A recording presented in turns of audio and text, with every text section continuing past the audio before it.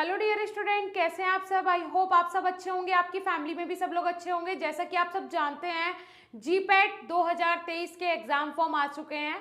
आप इसके लिए रजिस्ट्रेशन कर सकते हैं। रजिस्ट्रेशन फॉर्म्स स्टार्ट हो गए हैं फिल होने के लिए, तो आप इसका फॉर्म फिल कर सकते हैं। अब कुछ स्टूडेंट ऐसे भी होंगे जिन्हें पता ही नहीं होगा कि जीपैट होता क्या है, तो मैं आपको बता दूं, जीपैट का मतलब होता है ग्रेजुएशन फार्मेसी एप्टीट्यूड टेस्ट। ठीक है, ये एक नेशनल लेवल का टेस्ट होता है। अगर आप जीपैट क्वालिफाई कर लेते हैं तो आपको एक स्कॉलरशिप मिलती है एम फार्मेसी करने के लिए। हर महीने 12,400 आपको जो गवर्नमेंट है वो देती है। ठीक है जी। अब सारी बात हो जाती है कि भाई इसे करने के फायदे क्या है, क्यों हम कर सकते हैं। तो सबसे पहले तो यही हो गया कि भाई आपको हर महीने 12,400 मिलने लगेंगे। उसके बाद अगर किसी आप गवर्नमेंट कॉलेज में एडमिशन लेना चाहते हैं, एम फार्मेसी करना चाहते हैं किसी हाई फाई कॉलेज से, किसी बेहतरीन कॉलेज से, और इंडिया के सर्वश्रेष्ठ कॉलेजेस जो हैं फार्मेसी के लिए नाइपर, वहाँ पे अगर आप बी एम फार्म करना चाहते हैं या फिर फार्मेसी बी फार्मेसी के बाद कोई भी पर्टिकुलर कोर्स करना चाहते हैं, एमएस वगैरह करना चाहते हैं, सो उसके लिए जीपैट क्वालिफाइड होना आपका बहुत ज़रूरी है। वहाँ पे मैंडेटरी होता है जीपैट कि अगर आपने जीपैट क्वालिफाई किया है तभी आप वहाँ पे एडमिशन ले पाएंगे, अदरवाइज नहीं ले पाएंगे। ठीक है जी। और दूसरी चीज, सबसे बड़ी बात ये होती है कि जीपैट सिर्फ क्वालिफाई करने से ही आपको 12,400 मिलने लगते हैं हर महीने। ठीक है, इसमें कोई क्राइटेरिया नहीं होता कि इतने परसेंटेज आएंगे या फिर इतना कट ऑफ होगा, इतने परसेंटेज आएंगे तब जाके आपको मिलेगा, है ना, जो हाई स्कोर करेगा उसको मिलेगा। नहीं, जो क्वालिफाई कर लेगा उन सबको ये जो स्कॉलरशिप है वो मिलना स्टार्ट हो जाएगा।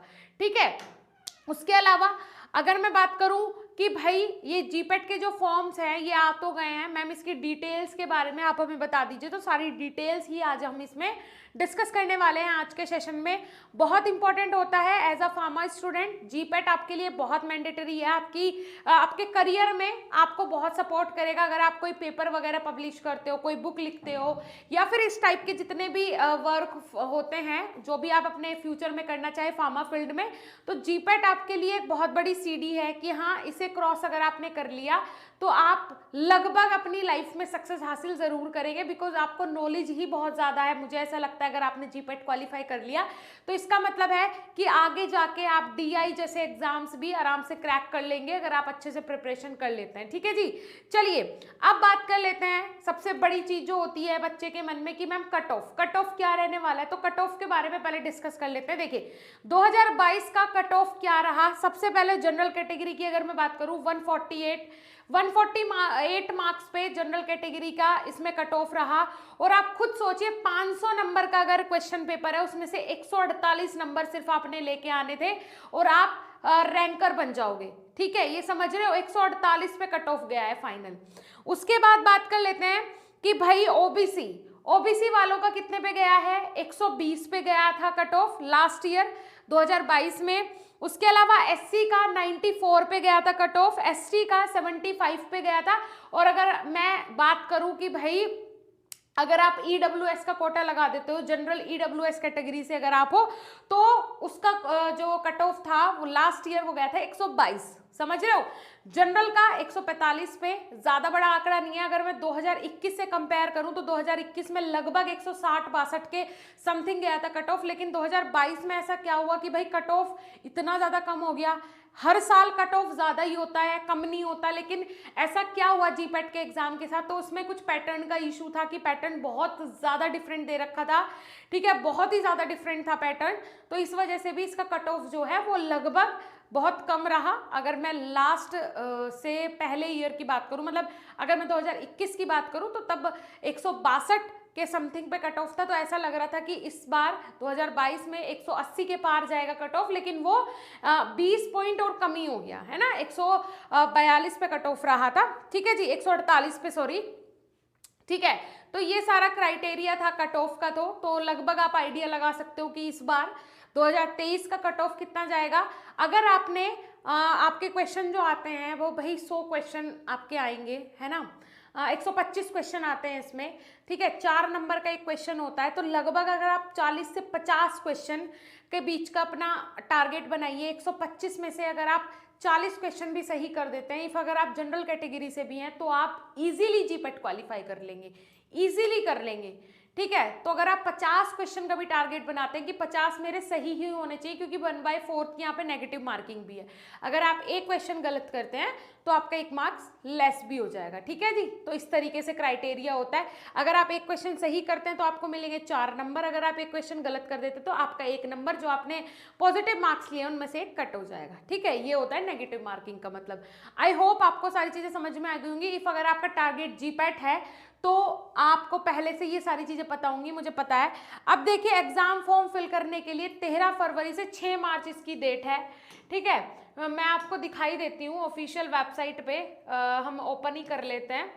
ठीक है, हम ओपन कर लेते हैं। आपको ये जो पीडीएफ है ये मिल जाएगा हमारे टेलीग्राम ग्रुप में, बीएसपी फार्मेसी के नाम से टेलीग्राम ग्रुप है, जाके आप विजिट कर सकते हैं। नीचे डिस्क्रिप्शन बॉक्स में आपको मिल जाएगा लिंक। ठीक है जी, तो ये है कंप्लीट हमारे पास इंफॉर्मेशन बुलेटिन, जो कि हमने देखा है कहाँ पे भाई, ये जीपैट की ऑफिशियल वेबसाइट है एनटीए की। ठीक है, तो यहाँ पे देखिए इन्फॉर्मेशन बुलेटिन में क्या बोल रहा है भाई, 13 फरवरी से रजिस्ट्रेशन फॉर्म स्टार्ट हो गए, 6 मार्च तक आप फिल कर सकते हो।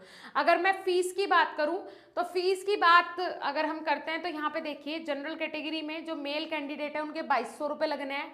ठीक है जी, फीमेल के 1100 लगने हैं।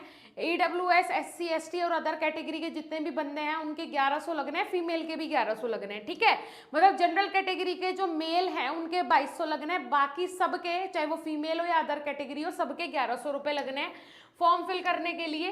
ठीक है जी, उसके बाद करेक्शन, जो एप्लीकेशन फॉर्म में जो करेक्शन विंडो होगा वो आपका 7 मार्च से 9 मार्च के बीच में ओपन होगा।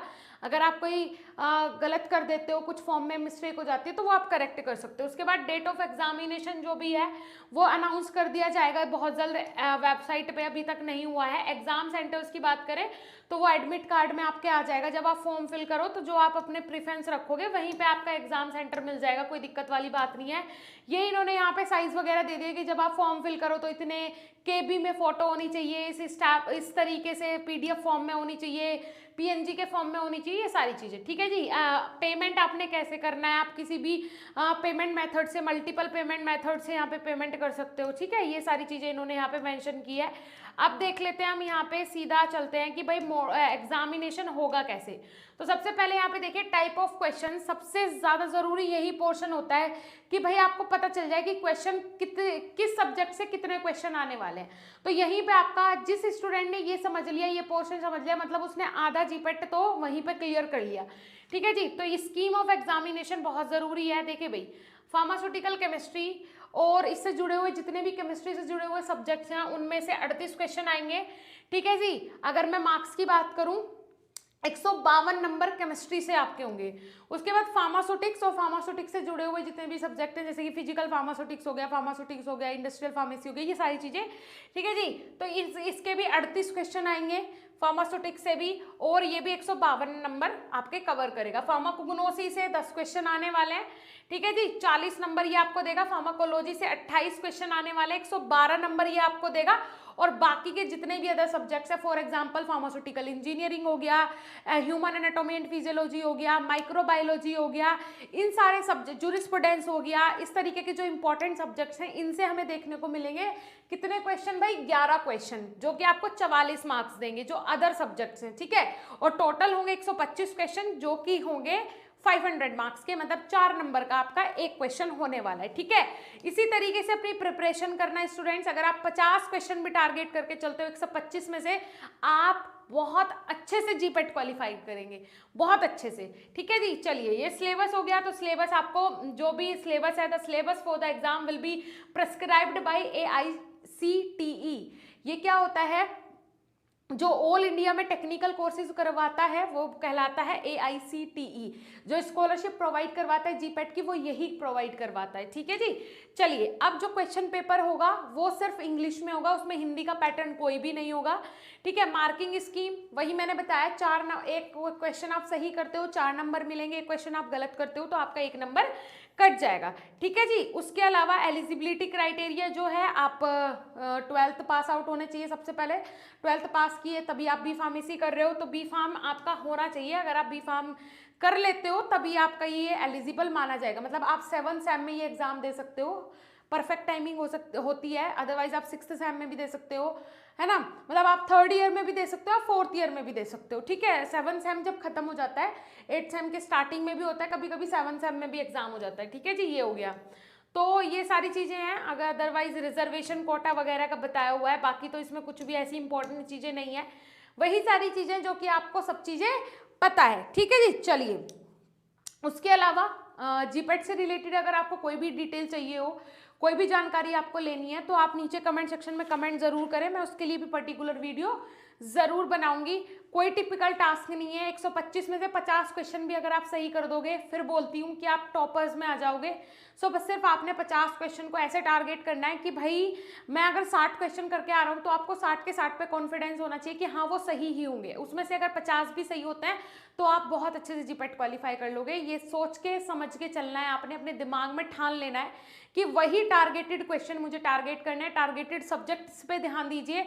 अगर आप अभी प्रिपरेशन करके अच्छा स्कोर करना चाहते हैं तो उसके लिए बहुत सारी चीज़ें अवेलेबल है ना, बहुत सारे आपको मेथड्स मिल जाते हैं, बहुत सारे प्लेटफॉर्म्स मिल जाते हैं जो कि आपको अच्छा कंटेंट प्रोवाइड करवा रहे हैं, ठीक है। तो आप ज़रूर उन्हें ट्राई करें, बिकॉज आप जब किसी भी प्लेटफॉर्म से कोई भी कोर्स वगैरह लेते हैं तो वहाँ पे आपको ट्रिक्स भी बताई जाती है कि 1 मिनट के अंदर आपको एक क्वेश्चन अगर सोल्व करना है तो वो कैसे करना है, ठीक है। तो ट्रिक्स के लिए ज़रूरी है कि आप लोगों को एक गाइडर की ज़रूरत ज़रूर होती है, क्योंकि हर स्टूडेंट एक्स्ट्रा ऑर्डिनरी नहीं होता है। एक्स्ट्रा ऑर्डिनरी स्टूडेंट्स को तो किसी की भी ज़रूरत नहीं होती, वो तो IAS PCS जैसा भी एग्जाम क्लियर कर लेते हैं। लेकिन हाँ, अगर आप नॉर्मल एक स्टूडेंट हो, और नॉर्मल स्टूडेंट्स को ज़रूरत पड़ती है गाइडेंस की, सही है। तो लास्ट टाइम पे अगर आपको अच्छे से कोई गाइड कर दे तो बहुत बेटर रहेगा, ठीक है। मैं तो सहयोग करती हूँ ऑनलाइन प्लेटफॉर्म्स का, जो कि आपको घर बैठे हुए इतनी सारी सुविधा प्रोवाइड करवाते हैं। तो आप भी ज़रूर बिलीव करें, और ज़रूर अगर आपको भरोसा है किसी भी अच्छे प्लेटफॉर्म पे, तो आप जाके विजिट करके वहाँ कोर्स ज्वाइन करके एग्जाम क्रैक कर सकते हैं, ठीक है जी। चलिए, आई होप आपको आज का वीडियो बहुत अच्छा लगा होगा, ये इन्फॉर्मेटिव रही होगी आपके लिए वीडियो। सो प्लीज़ वीडियो को लाइक कीजिएगा, चैनल पे नए सब्सक्राइब कर लीजिएगा। ऐसे इंफॉर्मेटिव वीडियो के साथ नेक्स्ट ज़रूर मिलेंगे। उससे पहले अगर आपने अभी तक BSP pharmacy official app download नहीं किया है तो जाके डाउनलोड कीजिए, बिकॉज अगर आप सेमेस्टर्स में ही अपने बेसिक्स मजबूत कर लेंगे तो आपको बाद में किसी भी कोचिंग की या फिर किसी भी अदर प्लेटफॉर्म की ज़रूरत नहीं पड़ेगी, और आप इजीली जीपेट जैसे एग्जाम क्लियर कर सकेंगे, ठीक है जी। चलिए, मिलेंगे नेक्स्ट इंफॉर्मेटिव वीडियो के साथ, तब तक के लिए धन्यवाद, नमस्कार।